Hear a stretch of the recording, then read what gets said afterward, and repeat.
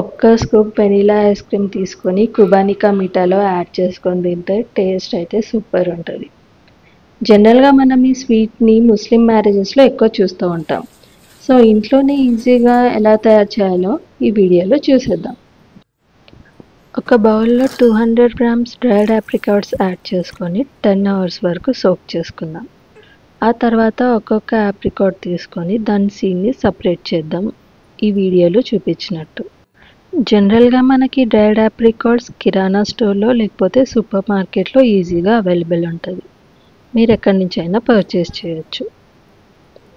మీరు first time ఈ sweet చేస్తున్నట్టయితే కొంచెం క్వాంటిటీలో ఆప్రికాట్స్ తీసుకొని వచ్చి ట్రై చేయండి, మీకు ఖచ్చితంగా నచ్చిద్ది. ఇలా మనం సీడ్స్ సపరేట్ చేసిన తర్వాత ఒక్కొక్కటి పగలగొట్టుకుందాం. ఎక్కువ ప్రెషర్ పెట్టకండి, లేకుంటే లోపల ఉన్న భాగం చితికిపోతుంది.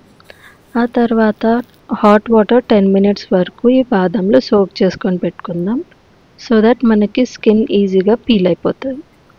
ఒక కడాయిలో ఆప్రికాట్స్ యాడ్ చేసేసి ఏదైతే వాటర్లో మనం సోక్ చేసుకొని పెట్టుకున్నామో ఆ వాటర్ యాడ్ చేసేయండి.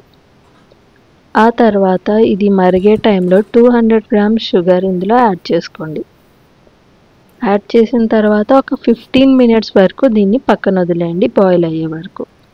తర్వాత ఒక టీ స్పూన్ వెనీలా ఎసెన్స్ ఇంకా రెడ్ ఫుడ్ కలర్ యాడ్ చేసుకోండి. మీరు ఎంత క్వాంటిటీ అయితే ఆప్రికాట్స్ తీసుకున్నారో అంతే క్వాంటిటీ షుగర్ యాడ్ చేసుకోండి.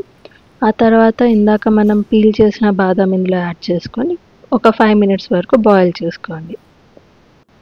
ఓవరాల్గా ఒక 30 మినిట్స్లో అయితే మనకి కుబానికా మీఠా రెడీ అయిపోతుంది. మీకు కనుక ఈ రెసిపీ నచ్చినట్టయితే please like, share and subscribe. చల్లగైన తర్వాత బౌల్స్లో సర్వ్ చేసుకొని ఐస్ క్రీమ్ లేదా ఫ్రెష్ క్రీమ్తో అయితే తినేయండి. ఎంతమందికి ఈ స్వీట్ అంటే ఇష్టమో కామెంట్ చేసేయండి.